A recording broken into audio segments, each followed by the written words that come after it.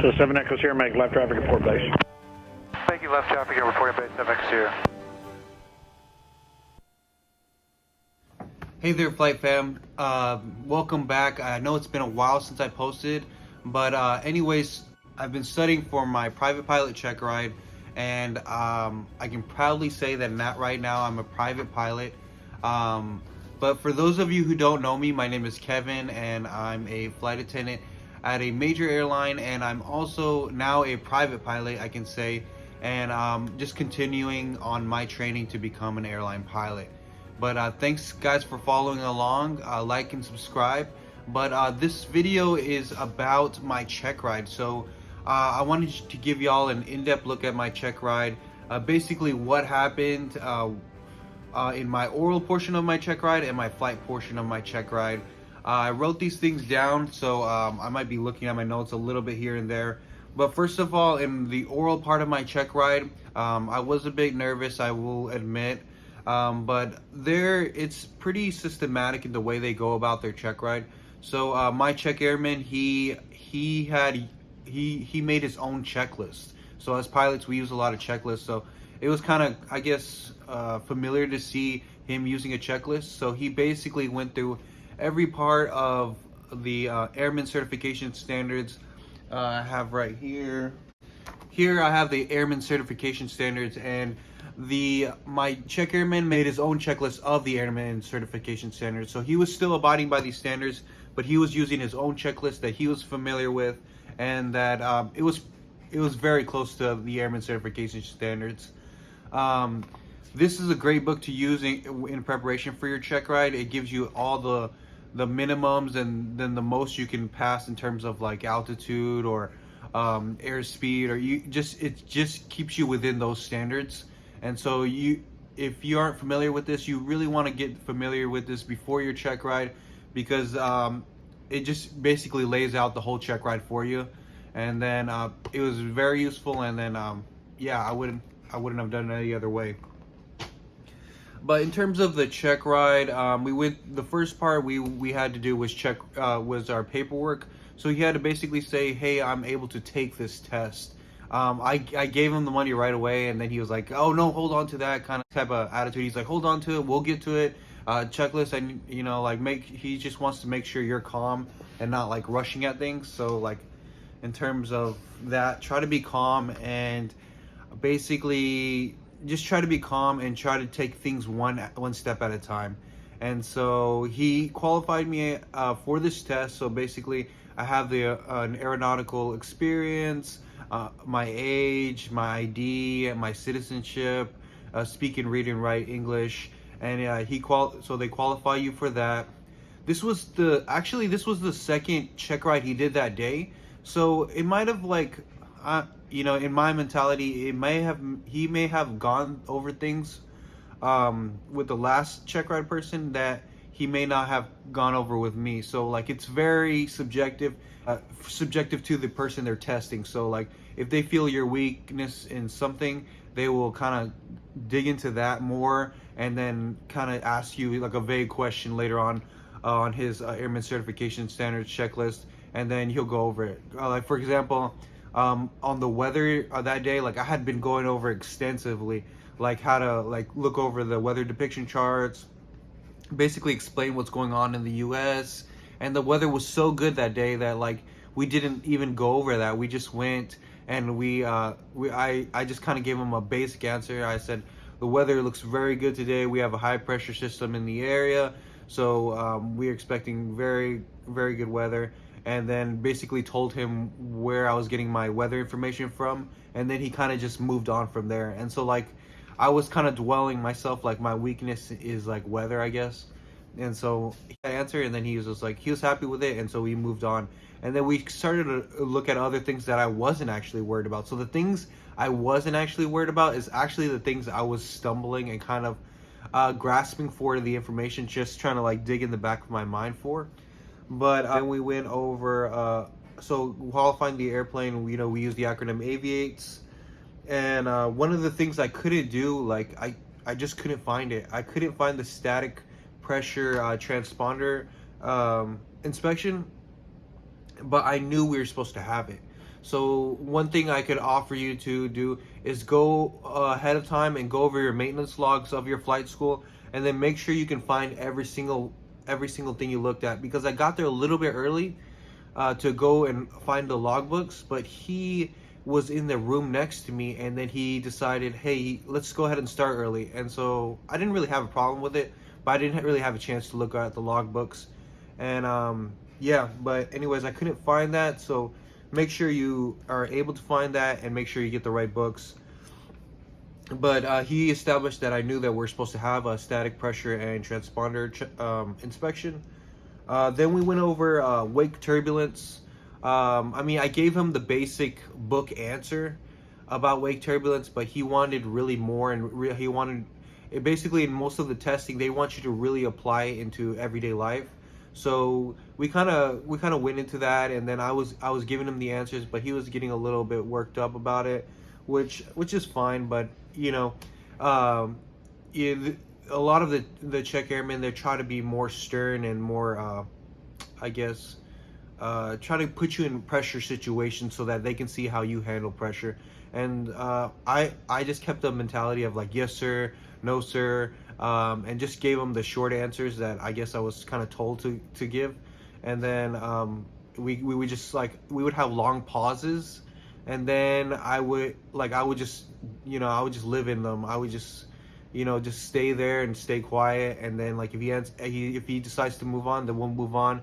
If he wanted more clarification on a particular subject, we would stay there, and then he would give more clarification, make sure that I knew what he was talking about, and that I'm not so I guess you have to be very direct with your answers. So if you're wishy-washy, they kind of don't like that, and then they want you to give a direct answer. Then we went over our maneuvering speeds and our different speeds for the aircraft. So I didn't really dwell too much on this on my studying, because I thought basically we have a checklist and we have all these speeds written out. And then most of the time I use the I guess the coloring on the gauge to determine what speeds and what I'm able to do with them. And so at that point he really wanted the definition of the point at which the airspeed at which you stall. And then we kind of went over that, and I was kind of struggling, and then I was like, okay, I can look at it. And then he didn't want me to look at because I printed out a checklist, and he didn't want me to look at it. But anyways, so he's like, you don't know? And then I was like, I'm able to go and check the answer. And then he was like, okay, well, you don't know. And so he went into that, and then to clarify, he asked me about different types of speeds, like our VX and VY. And then I was able to really give him the answer, and our maneuvering speed, other important air speeds that we needed to know. And he was happy with that. We moved on, and from there we went into my cross country. So I have my cross country here, and then I have my navigation logs along with it. But basically, we are on our cross country. We were doing our a trip down to Corsicana. And so my cross country, I went to the south tip of Jopul Lake. Then I went across about 3 other airports until we get to 45, and then we would get down to Corsicana. So important thing to remember in these cross countries is to write down your actual time and route. That's very important. And then so I was able to kind of make sure I did that, because a couple times on my mock check rides before, I did not do that. And then so I was able to make sure to use a timer on the aircraft that I was familiar with, because my one of my instructors, they kind of went over that right before the actual check ride, and then that really helped me out. And then so we went over Midway. I made my transition calls to that, and then we went over Ennis, and at that point we continued on to 45. And at this point, this was not one of my best checkpoints, because he was kind of focusing, I put kind of an intersection between 45 and our a private airstrip, and we could not find that airstrips. But I was focusing on the heading intersecting with 45, because 45 can take you all the way down to Corsicana Airport. And then so we were kind of circling a little bit around to find that the homestead, it's a private airstrip, and we weren't able to find it because a lot of these private airstrips, they're grass, and then they're not really visible from the air all the time. But I guess if you're familiar with that airport, then it probably would be. And so we didn't find it, so we kind of turned back, and then we made our way to Ennis. And at that point, we started to do landings. And so that was mostly for the oral check ride. We did a little bit of chart symbology. So chart symbology, he went over it. He was pretty happy with it. There's a couple ones that were very you had to look at the legend to read it. So, or like I didn't have it memorized. Like under the VOR, you have what it means when you're underlined, and so I'd had to look at the legend. But it means that there's no voice actually on that VOR. And so if it's underlined indicates no voice on frequency. So you just hear an automated channel, and then it'll just basically keep repeating its VOR, and then it's Morse code after that. And so that was kind of one that stumped me. But they really want to see that you know most of the symbology, but on some of them they will let you look at the legend, but they won't be happy about it. You know, it's the type of thing like, oh, you don't know? Okay, fine, look at it. And so that's kind of the, I guess, not to dwell on, you know, the attitude of, you know, like that, just to keep moving and just take on one thing at a time. But as far as the check ride, once the check ride started, we started with a cross country, but basically I gave my pre-flight and my pre-flight safety briefing for my passenger. He was happy with that. I used the acronym SAFETY, and then he was fine with that. And then I also, like, there was little cards to show you the operations of the exits, kind of like if you fly in an airline, they have the little card to show you how to exit out of the aircraft and how to use the exit. And so I brought that card along because it was with the maintenance logbooks, and I kind of gave that to him, and then like, oh yeah, you can take a look at that. He didn't really take a look at it, but it's all good. So then one thing to remember is to mark down your cross country actual time en route. So then we started off the flight with a short field takeoff. He was fine with that. He didn't really have too much problem with my short field takeoff. On the way to the to the runway, my check airman was very adamant about, first of all, you got to taxi slow. So like I was taxiing at times a little bit too fast for his comfort, because you want to keep your taxi at a brisk walk. So you got to always keep that taxi very slow for your check ride. And then also at the end of, like, right when you're holding short for your runway, they want you to leave your aircraft at a 45-degree angle. And at that 45-degree angle, kind of like, here's your runway, they kind of want you to leave so you can see all the way around. So leave your airplane at a 45-degree angle, then you can go and then go on your aircraft on your runway. So that was a big thing, to stop and hold short at a 45-degree angle. Someone had told me about this check airman before, so I was kind of ready for that, and so he wasn't that worried about that. So we took off and we were flying.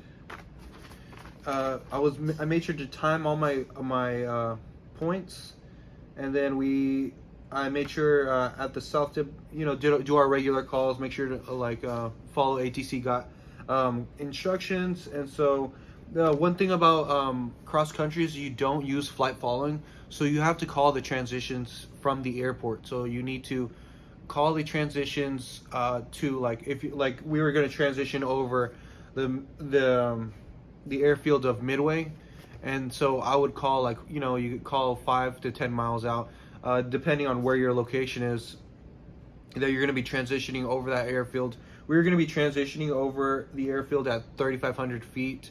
So, I mean, it's just good practice to have in case for safety. And so, since we weren't using flight following, I was making my transition. So we transitioned over Midway, then we transitioned over Ennis, and then this kind of keeps you busy with the radios. and then changing to their weather each one. Actually, Ennis didn't have this; it had the same weather as Midway, so you kind of just have to be aware of that. And then at any point you can have a diversion in your your flight plan. So they want to see you're able to divert to another airplane. So I've been practicing this pretty adamantly with my instructors, and then I kind of made this winds aloft chart. And then, but you can also use like the three options for, I guess, for your diversion. You can use the winds aloft small chart that you had gotten the ground speeds over on the ground with the winds aloft before you took off, and that's kind of what I did, so I can use my E6B calculator. But we ended up not doing a diversion. So you can also, but in a diversion, you can also use flight following. They can give you a heading and kind of the distance to that airport if they're not busy, of course. And then you can also use Flight. Where's Flight? You can also use Flight, and then it'll give you like if you kind of pinch it together, it'll give you like 7 miles to this point, 3 minutes, 1 gallon at 114 knots, which is your cruising speed. So I kind of had, I guess he wasn't too worried about that diversion because I guess my cross country was pretty on point. Be familiar with diversions. In the pre-flight, one thing we also talked about was antennas. So make sure to know what your antennas do on your aircraft, because it's not really something you mostly check if they're intact during your pre-flight, but like I guess they want you to understand a little bit more, so that luckily my instructor went over it before my check ride, the day before actually, so then I was kind of fresh in my mind, so he was happy with that. He wasn't too particular about anything on the pre-flight, except also he said about testing on the brakes. So when we have our brakes on the aircraft when you're on the ground, they're at the tip of the I guess rudders, and so you step on those with spring-loaded rudders, and then he wanted you to test each brake specifically. So I usually would test both at the same time. He wanted you to test both individually and then at the same time, and then just kind of make sure you do that, so that I guess you can use that. So we didn't use flight following. We reported our transitions. Oh, okay. So then at the point of like my cross country where I had made it pretty far down. I had made it to 45, and then that airport. We were looking around for that point he wanted to see, and then we weren't able to find it, but we knew we were right over it because of the location on Flight. And so we ended up just going back to Ennis, and so Ennis we did our landings. So my landing, we did an emergency descent. So we went up to 4,500 over Ennis Airport, and we did like a kind of like an emergency descent where you spiral to lose altitude best way, and then until you enter your downwind for your runway, and then at that point you would go in for a landing. So I went in for my landing. I was supposed to do a short field landing at that point. I was too high. I'm not short field, and I told him I needed to go around because I wasn't going to make my point. And then he wasn't happy about it, but we went around. I think, and you have to show that you can go around one time, and so I guess we'd use that, went around, and then we went around in the pattern again.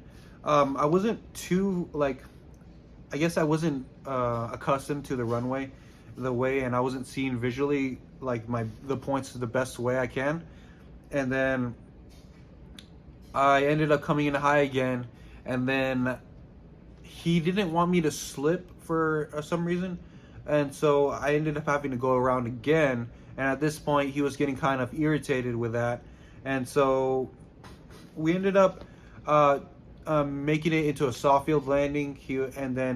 He's pretty adamant that I needed to get it right, or he said I might as well take him back. But so we did a soft field landing. He was happy with that. Once we did that soft field landing, we went on to we went back towards Grand Prairie, and once we did the soft field landing, we went into steep turns. I will say steep turns were probably the best I've done in a long time, and I was very comfortable with that. I think one of my big things, I had my RPMs a little too high before, so then this one I kind of saw a video where I could do it at 2100 RPMs to 2200, and then that made it really smooth. I used my three rolls of trim, and then it was great. Like, that was probably my best steep turns I had done in a long time, and so I was very happy with that. It turns out, like, the things I was worried about, that was the things I didn't really have to worry about, and the things that I didn't worry about, those were the things that were kind of messing me up a little bit. But we went into that. We made sure to always do our clearing turns, and then he would remind me, oh yeah, we got to do our clearing turns, but I already knew we were supposed to do our clearing turns, and I had a pre-maneuver checklist. So on my pre-maneuver checklist, I would put on the lights the way they're supposed to be, and then I would also put in mixture rich. And it was a hot day, so like my aircraft wasn't climbing as best as it usually does.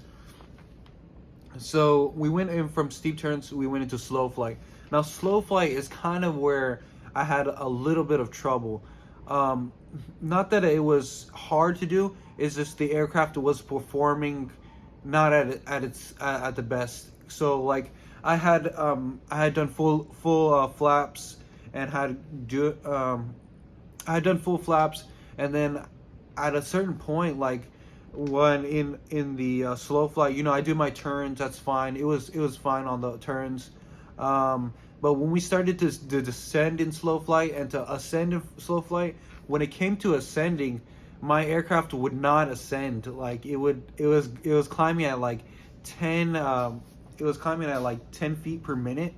And so he was getting kind of impatient. He was like, you need to make this climb right now. And then I didn't really, I had to just show them. I was like, sure, we have a positive rate of climb. We're climbing as best as we can. My throttle is full in, and mixture's full in. So this is kind of at best we can climb. So at that point, I guess he kind of helped me out to climb faster. So, because I was supposed to climb 500 feet from the point at which we were at in slow flight, and so he pulled out 10 degrees of flaps, and so we were climbing with 20 degrees of flaps, and so we climbed a lot faster at that point. Just one thing to know is like, hey, take out some flaps, for that slow flight. It'll make it a lot easier. So we went from slow flight into our stalls. And so like he had a certain way he wanted to do the stall. So like approach to landing stall, it was exactly that, an approach to landing stall. So never stalling with your, like, he wanted you to see that you were making a descent. He wanted to see that you were making a descent before you stalled and pulling back, because it was an approach to landing stall. And so that was kind of one of the things. And then one of the big things in my mind was keep that runway heading, keep the runway heading, because that's kind of one of the things I had to work on. And so the stalls were pretty straightforward. We had a approach to landing stall, and then we had a power on stall, and the power on stall was fine. At that point, we did our stalls, and then we went into like an instrument flying. So I had these blinders, and then I put them on my glasses, and then I just flipped them on. And so we went into our instrument flying. And so like he would give me a runway heading, tell me to descend, and then he was fine with that. I mean, a couple times he was like, watch your altitude, watch this, watch that. They're just trying to make a high pressure situation. And then we went into our S turns. So we didn't do turnarounds. We didn't do diversions. We went into S turns. I was flying towards like the middle of the road, and then at that point I wanted to use the most of the road. So then I said, hey, I'd like to do it this way.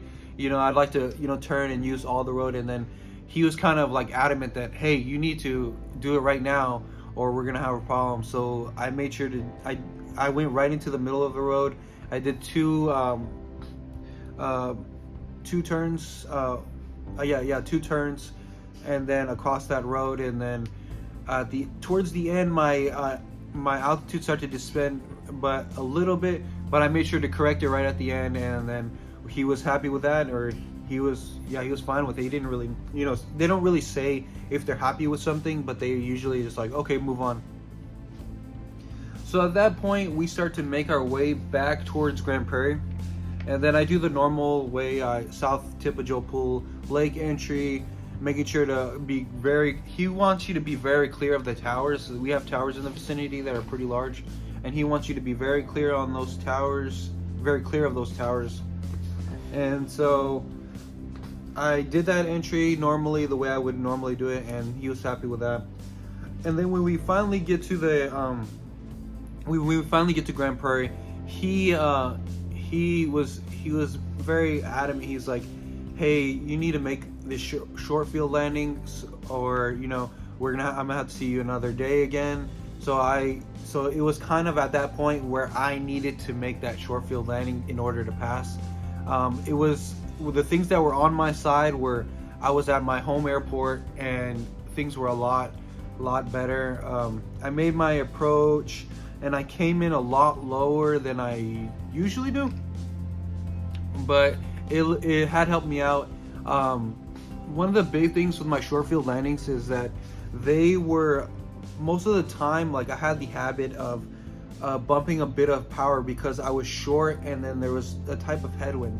So usually you have a headwind that'll create more drag, and then I would just need a bump of power just to get right to my point. But today the winds were so calm that like I was overflying my point at a certain, I was overflying my point. So basically at this point I would use no power, and then I just made sure like it wasn't the most comfortable landing, but I just made sure to stick that point just no matter what. And then at that point I stuck it, and then he's like, man, that saved you. This was it was kind of a make or break point. He's like, man, that saved you. And at that point I go into my braking, and a thing that they don't like is when you pull out the flaps right away to put the pressure on the nose wheel, and then use your elevator braking. They don't want you to pull out the flaps at that point, because he was explaining to me that later on, when you do fly more advanced aircrafts, that right next to the flaps is your landing gear, and so they don't want you to get into the habit of pulling out flaps right when you're on the runway or right when you're over the runway, because you could accidentally pull out your landing gear. And so he was explaining to me that, so just kind of keep that in mind, kind of go over that with your instructor, maybe offer him a simulated max braking. And so like I actually did max braking, and he made sure to keep the flaps where they were, because I had full flaps in, and I was pulling it. I was kind of using the elevator aerodynamic braking, and then I was also doing the pedal braking. And then we made it to our first runway, and we got off.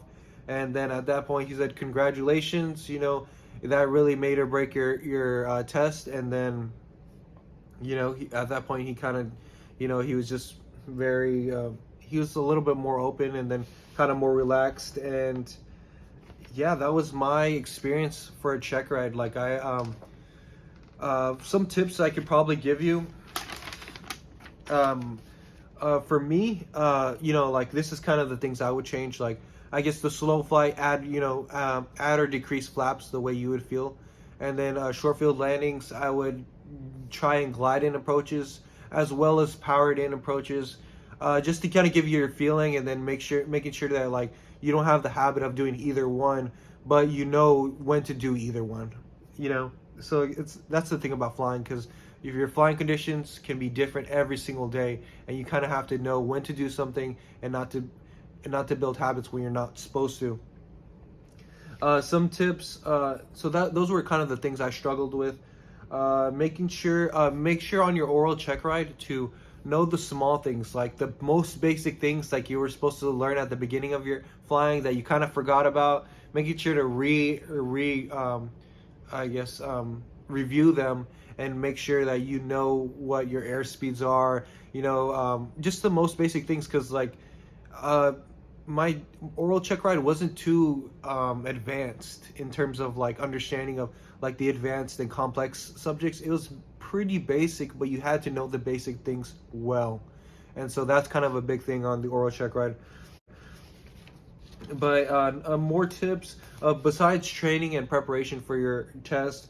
Be organized. Do the like making sure, like I had a binder where I would I had like I just had all my certificates and all my information ready for him and organized so that he could use it. We had to make sure we were vaccinated, or we had done a COVID test prior to our check ride. So that's one of the things you might keep in mind if you're with or against COVID, testing practices and all that. Keep your mind focused on the task at hand. So like if you say you messed up like before on something, move on. You got to leave it back there, and then you have to focus on what you're doing right now and doing it to the best of your ability, and making sure you're looking outside of the aircraft or the airplane, and then you're not getting fixated on your instruments. So just keep it moving. So like it's in the past what you did, and so just focus on the task at hand, and that really helped me. So like I would in my mind I would say, I did one thing, I did my slow flight, check, done that. I did my steep turns, check, done that, and just keep moving on and focusing on the task at hand. Also do the little things that kind of make you confident in yourself. So I did, like before my check ride, I was doing my chair flying of my different maneuvers. That was something really big that helped me in having better lessons and better check ride. I guess my check ride performance was a lot better because I was chair flying that steep turn. Things doing the little things like making sure you're dressed properly, you're dressed professionally. I treated it like it was an interview, so I dressed up to that standard. Like in my mind, like I grew a mustache because I wanted to look more like a pilot, and then it just kind of gives you that little edge. You're like, oh yeah, I'm a pilot, type thing. And actually one thing I did, I think that may have helped with the patience of my check airman, his patience, and like I guess distributing the test. I brought him snacks. Like I literally brought him snacks, and then I brought him water, and making sure like he was not at any stress point physically where he can give me more patience on the actual check ride. So because we're testing for quite a bit of time, and he actually ended up eating those snacks and drinking that water that I brought him. I made sure not to bring him an energy drink, because that's what I drank, an energy drink, because I didn't want him hyper focused on my mistakes. So like I guess something you could use is just bring your check airman snacks, making sure that they're at a comfortable state physically, so that they're not taking that out on you as much as they would normally, if they were like hungry or thirsty or dehydrated or something like that. So do the little things, like that will help you, give you that confidence. Like that stuff may have just been in my head, but it really helped. I think I just calming that thing, like my check airman, he had a mustache too, so I was like, he was kind of with that 80s like pilot vibe. So like I was like, oh, maybe he'll see me as a pilot type thing. If anything, if I mess up on anything, he'll see me, oh, he kind of looks like a pilot, maybe he is one. And so just do those little things that help you with yourself mentally. And don't take any of the attitude of the check airman personally. And just keep moving on. Just say yes sir, no sir, yes ma'am, if it's a female check airman. Just keep your answers very short and concise, and because they want you to be right to the point and make sure and it seems like they're ready to get that test done with quickly, so they don't want you wasting their time. And so just be very professional, yes sir, no sir, and then keeping your answers short. And but besides that, guys, like if you are having a check ride and then you're going to do that, Good luck to you. I want to make sure that, or hopefully maybe you'll use some of my tips that I took. I'm really excited. It took me a while to do this private pilot check ride and be ready for it, and so I'm happy to be done with it. I'm ready to move on for the next rating. So I will have to do about 50 hours of accumulated cross country, and then I will probably try to, while I'm doing my 50 hours of accumulated cross country, I will probably try to do my written test as well with that, and then I will hopefully get that done soon, and then get started on my instrument flying. But hopefully you guys enjoyed the video. Like and subscribe. If you have any more questions, feel free to ask them down below. I'll be happy to answer them. I did my check ride in Grand Prairie, Texas. So like if you're training in that area, or you enjoyed this video, so like this is kind of tailored to that cross country. So but it's it can be used these tips can be used in wherever you are. But keep that in mind. But yeah, thanks guys. Really appreciate your time. Like and subscribe for more content. I'll be probably doing more flight attendant content while I'm kind of doing my written test and my flight time accumulation for my instrument rating. But thanks guys. I really appreciate your time. Have a good one. See you later, flight fam.